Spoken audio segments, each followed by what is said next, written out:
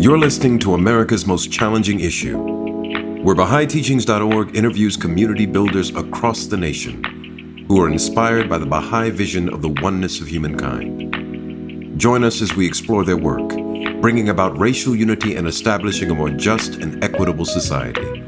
I'm your host, Masood Olufani.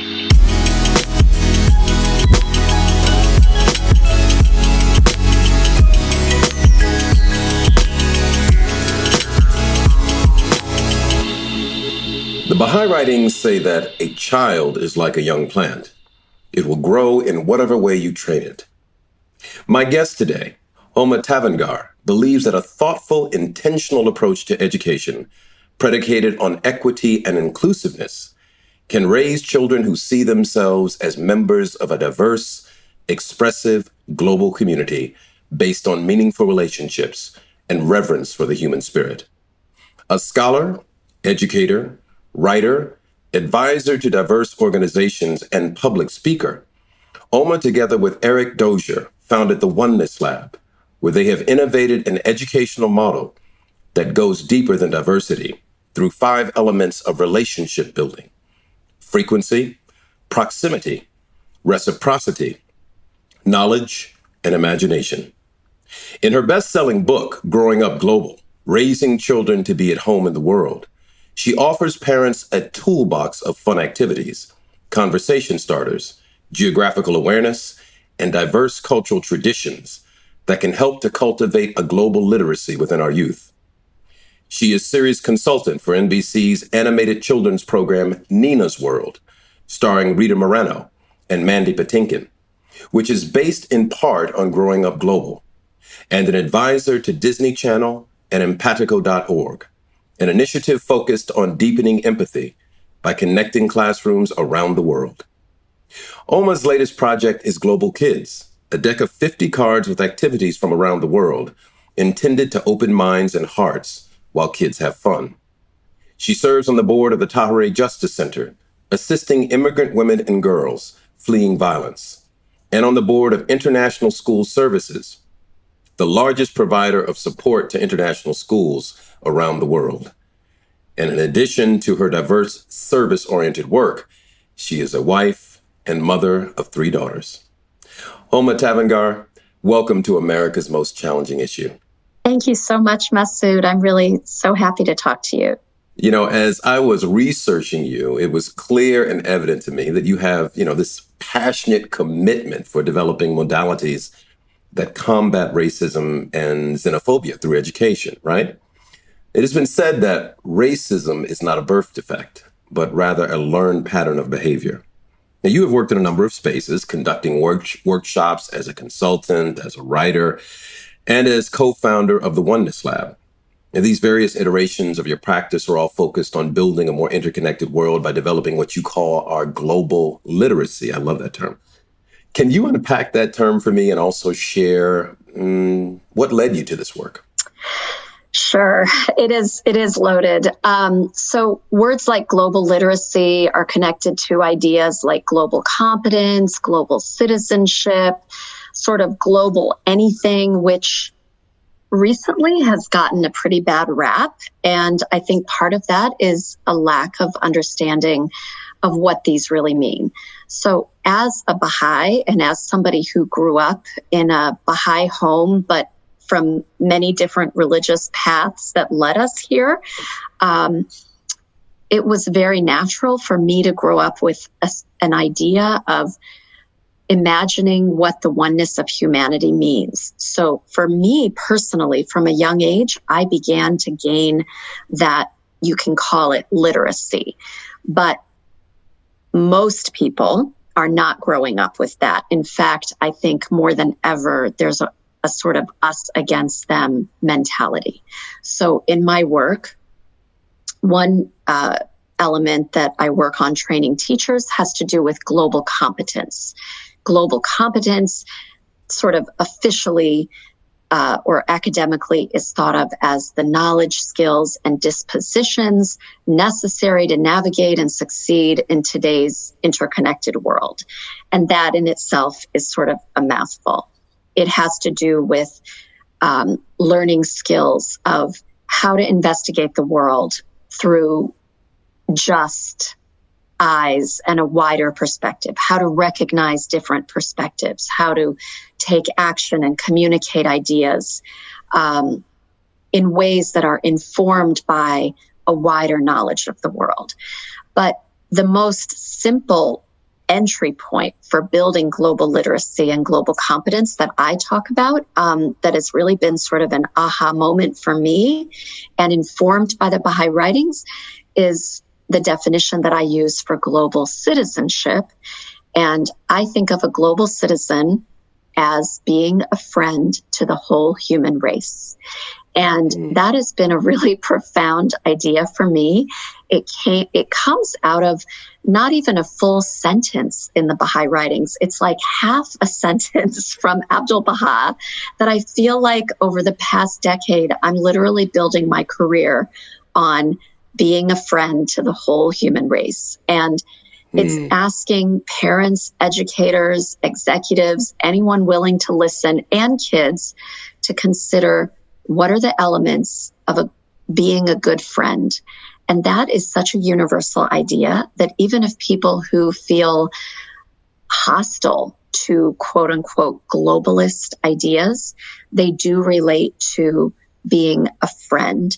And so when we examine the qualities of loyalty and respect and helping out and they got your back and solving problems together and not judging and having fun, this helps us realize that actually I have room in my heart to be friends with more than one person. It's like I can be friends locally, I can be friends globally, I can look at problems that are near me and expand my vision to think about the world I inhabit. And as we begin to build those capacities of expanding our vision, we start to build this literacy and, dare I say, love for humanity that takes us beyond, and it really enriches our life. It gets us beyond fear and towards sort of an abundant, loving way of looking at the world. And so that's been actually really an exciting sort of unfolding of my work, and how these terms with global literacy, global citizenship sort of fit together. That's wonderful. I like the way that you are essentially distilling what in some sense can be a very academic, definition of, this notion of global competency, global literacy to friendship, right? What is at the core of that global competency, that global literacy? It's building friendships. And I just love that. I love the way that you describe that. Yeah, it's wonderful. And it's intimate and personal. That's what it also takes it to, like a friendship. So often it's an academic exercise or it's a materialistic exercise. Like we want our children to gain global competence because it's going to make them successful in a cutthroat global economy. But what I've talked to parents all over the world and found that actually what makes it stick is when we see it as a moral imperative and not just a materialistic one. I love that. I love that. Wow. One of the catchphrases that is such a prevalent feature of the way we speak about inclusion is diversity, right? But, in your work with the Oneness Lab, you indicate that diversity is not enough. The principal goal of the Baha'i faith is to establish a global fellowship predicated on unity and diversity. Do you see a difference in how we commonly think about diversity and how the Baha'i writings define it? Yes, sort of. I think the way we commonly think of diversity is often kind of part of a checklist. It's like, okay, we have, people from this background and this religion and this sexual orientation. Okay, I can check the box. And what we've found, and what is a very profound idea, is that diversity is not the goal. It is not enough. And one lesson I've learned from my work with Eric Dozier is the idea that the plantation was diverse, but clearly that is not what we're going for. It's not about diverse bodies in the same space. It's looking at the privilege and the power, and ultimately it's relationships. And it goes back to this much deeper idea of oneness. So what we are trying to do is help people examine. It has to do with inclusion and equity. What are the conditions that can allow for true unity, relationship built on, deep respect, reciprocity, all those elements that you mentioned. Interesting. I often think that, I've been fortunate to do some work in the public sphere through acting, my engagement with acting, and one of the things that's interesting to me is that we're in this moment, in this time in entertainment, right, in the entertainment industry, where we're having much more diverse and inclusive conversations. But even as that is happening, what they are finding is that it's so important to have people who are behind the scenes in the decision-making, roles to help not just have, kind of like the appearance of diversity, but diversity writ large into the very fabric of the structure.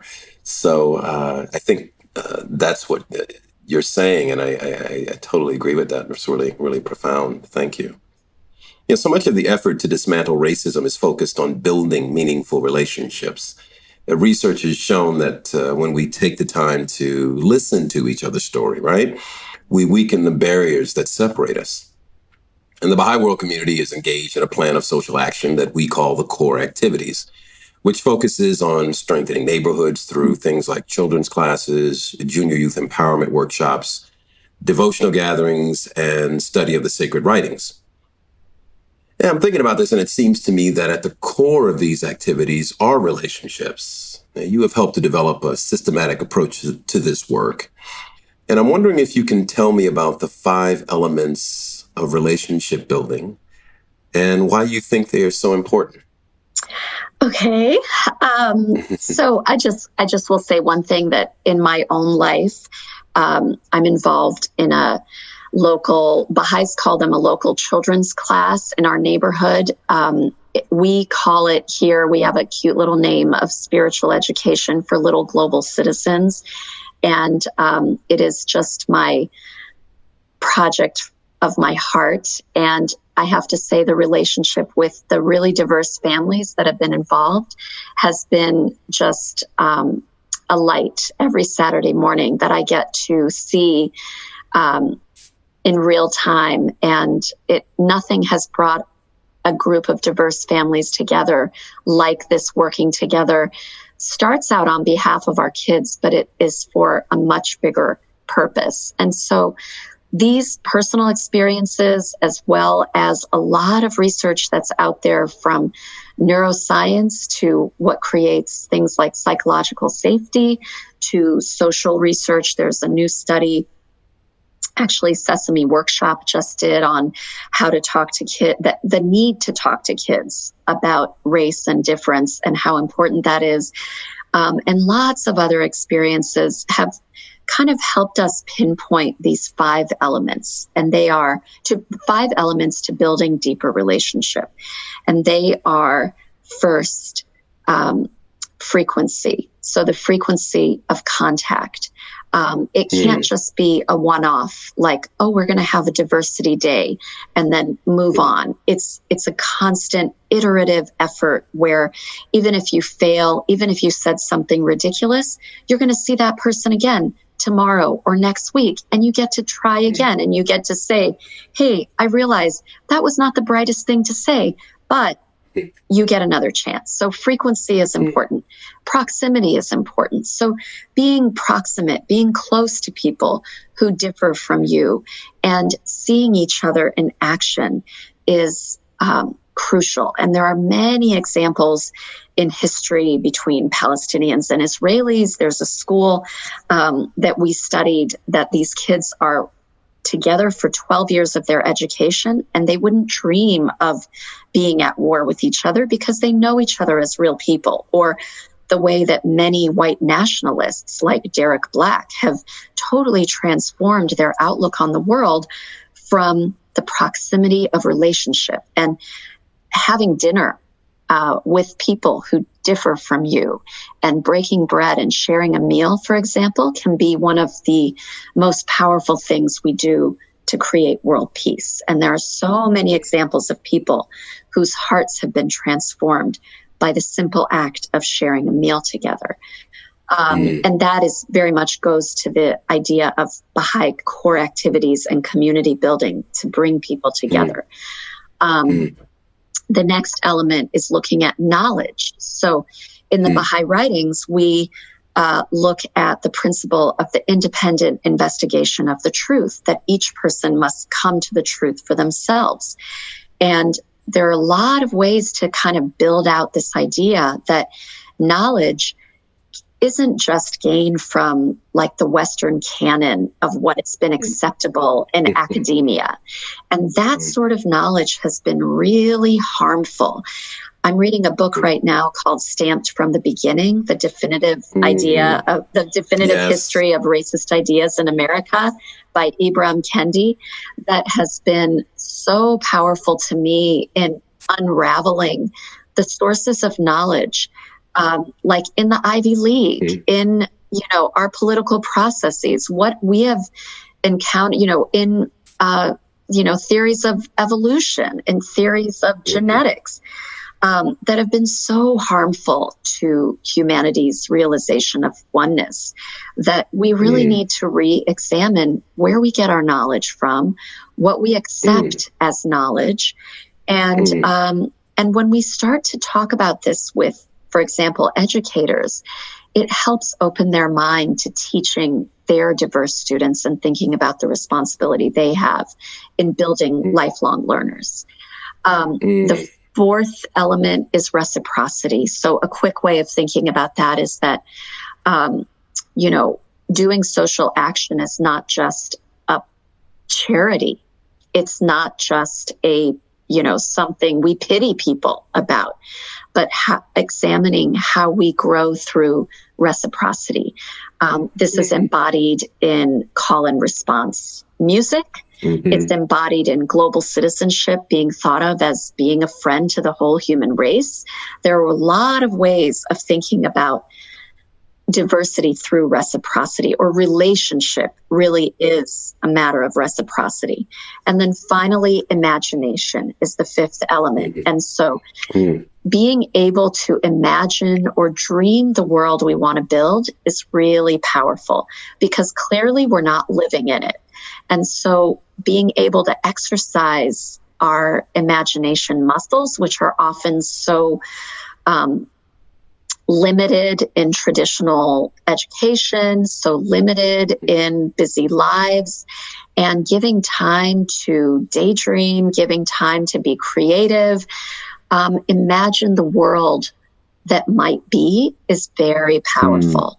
So that's a quick summary of what those 5 elements are. And we spend days in workshops helping teams, helping educators think through this. And it actually, like, each time it's different, and it kind of leads to a little bit of magic. And I really think that in a very humble way, Baha'i communities are also striving to realize these ideas in our grassroots community building, with humility and respect and love and kindness, really kind of as overarching themes throughout all of these elements. It's wonderful because, my nature is a visual learner. I learn things visually, and to see you break that down, that process of relationship building into these steps, is really helpful in terms of, being able to kind of just have something that you can go to and make sure, well, am I doing this? Am I doing that? Am I doing that? And all of these are key components to building relationships. I did also want to just acknowledge, as you were talking about these different ways of knowing, these kind of cultural literacies, right? That are not just Western, they're also Eastern, they're indigenous. And I was thinking about a wonderful essay called Philosophy of the Sea by a Nigerian scholar, Arobi, who passed away a few years ago. But he talks about how these different literacies came over with the enslaved Africans in the belly of the slave ship. And those literacies were, sonic, gastronomic, body, movement based, linguistic, and also sonic. Exactly. And all of those are valid ways of passing on, of retaining knowledge and giving it to the next generation. So exactly. I'm Imagine so happy the power that is unleashed when we allow for that sort of all those literacies to be respected and developed. There is power unleashed with that. Homa, one of the aspects of your work that I love so much is your dedication to the education of children. So we're going to just shift here just a bit because I really want to get to some of this. And you view that education of children as a key element in the fight against racism. In your writing, you have focused on raising children who think of themselves as what you call global citizens. And we're living in such a divisive time, right? I mean, so much of how we see ourselves and each other seems to be processed through our fears. And now we know that, in the Baha'i writings, children are identified as, quote, the most precious gift a community can possess, for in them are the promise and guarantee of the future. Now, I'm wondering what that phrase means to you and how it impacts your approach to educating children, in particular in regards to the issue of race. So I think that when we think of children as the most precious gift, another teaching that's really been very valuable to me from the Baha'i writings is the idea that regard each child as a mine rich in gems of inestimable value, and that education is what can bring out those gems. So rather than an approach that a child is an empty bucket waiting to be filled, our responsibility as parents, as educators, is to bring out the gems that already exist. And that is really requires a deep kind of fundamental acknowledgement of the nobility of that child. And so you take ideas like the nobility of the child in the context of the world that we're in right now, and this sort of, Earth is but one country, this unavoidable coming together, this globalization train that has already left the station that we cannot turn back, and think about, so what are the ways to bring out those minds in a context of a wide open world? And so that is what this work that I've been doing really for the last little more than a decade has really been sort of striving to realize. So before, I was working on global sort of business development, global market development with adults. And frankly, in a lot of ways, that was number one, it was just to help their business grow, or not just, I mean, that's important too, but it was to help their businesses grow, help keep jobs, help people, have work with dignity.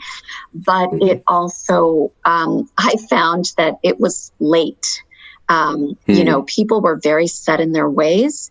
And they might listen to me in order to make the numbers for that quarter, but it isn't like a profound life change.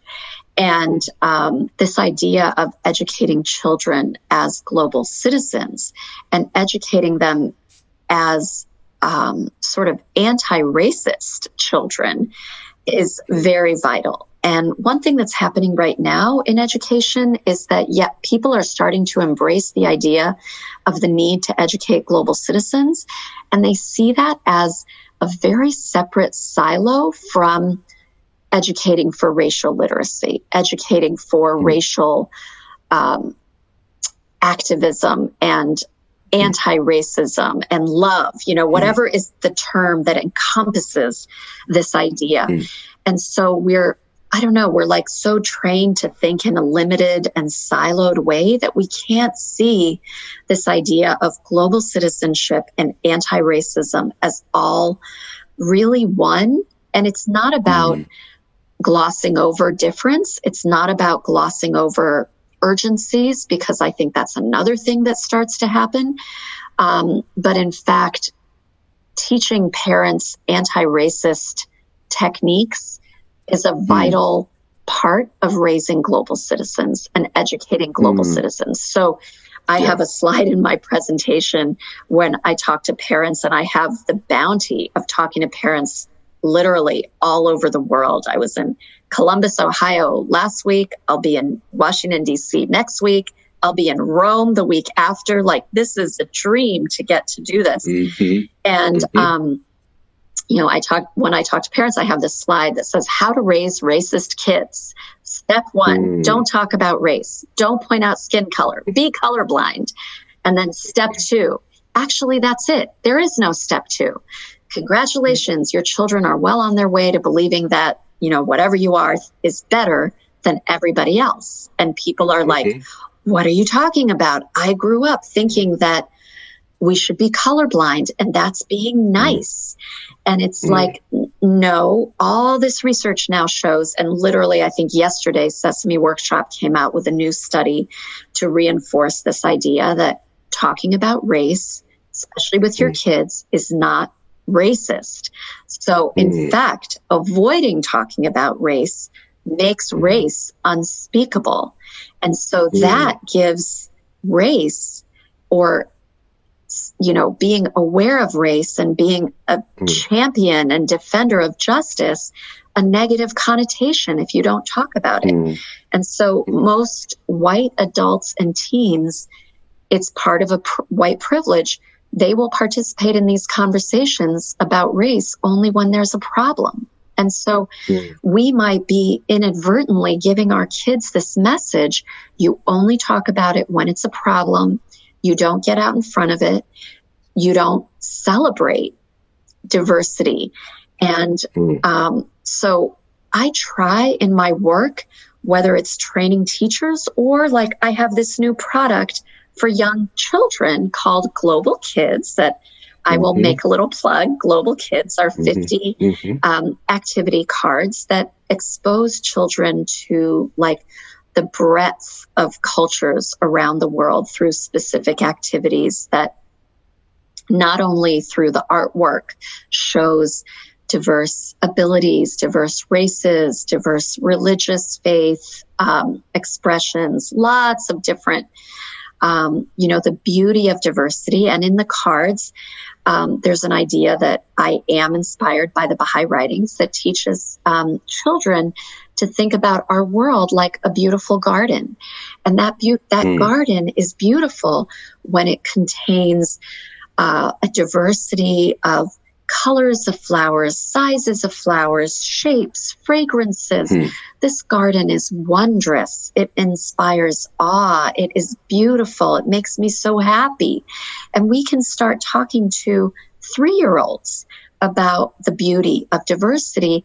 And then we start to build up, even younger than 3, we start to build up the sort of muscle, the capacity of empathy, of action, of being an ally, very, very young, to have the courage to speak out and know that talking about race, talking about diversity is not racist. In fact, it's the exact opposite. And so these simple activities we do with our children, or, like I'm inspired by the TED Talk, Adichie, of the danger of a single story. And so we try to teach that for even young children. So when we have a card in Global Kids about Iraq, for example, I ask, people, what's the first thing you think of when you think of Iraq? And people say, oh, I think of war.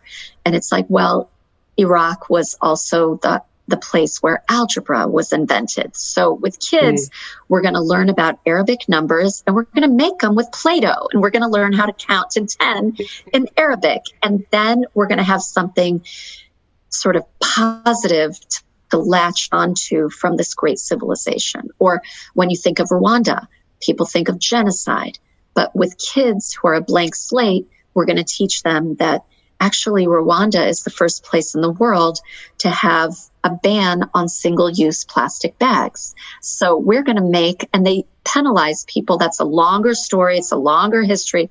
But for a 5-year-old, that's age appropriate. They're going to learn that Rwanda is the first place to ban single-use plastic bags. And like inspired by their innovation, kids will make a penalty pot inspired by the basket, a special art style that was invented in Rwanda, and learn from them in order to cut down on plastic bag use at home. So this is like, it's kind of a silly, like these are just really kind of micro ways, but they help build this knowledge of the oneness of humanity, this knowledge of our world that is not to be feared, but is to be learned about. And I think you asked how I started to get into this. And I basically began to think about this pretty intensely after 9/11. At the time, I had 2 children, and I was looking for resources that could talk to my own kids about this world that they're inheriting, about how the world is changing, but in a positive way. And I found books on things like how to talk to your child about terrorism. And I didn't want to talk to my child about terrorism. I know, or I believe from the Baha'i writings, that love never dwelleth in a heart possessed by fear. So I don't want their heart to be possessed by fear. I want it to be overpowered by love.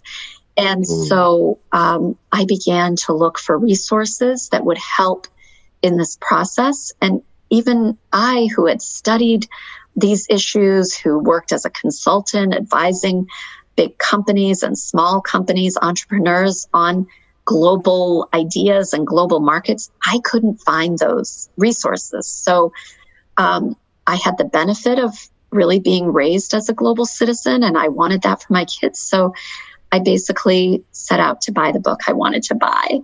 And that's how Growing Up Global came about. And then every year I think, oh, well, we must be getting better at this question. And then, I read about the rise of nationalism right now. That is a deep concern. And so what I hope is that these tools like Global Kids, Growing Up Global, but especially things like neighborhood children's classes, they're like an inoculation against this disease of nationalism and racism and division, which are those are easy cop-outs for a lot of leaders that are not taking that moral high ground.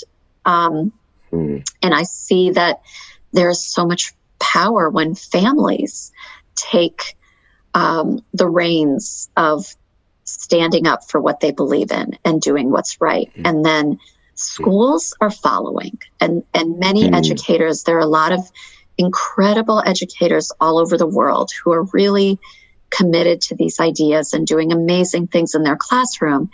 And they just need a little help, a little support, like where to begin. So many amazing gems of learning and knowledge in what you shared. It's wonderful. Thank you. So Homa, we are running out of time. And, sometimes you get a hold of a good thing and you don't want to let it go. But, in this case, we do have to. But before we go, I wanted to ask you about hope. This is hard work, right? I mean, developing methods that help to build systems of equity and inclusion in a world that is marching steadily towards, kind of disruption and disintegration.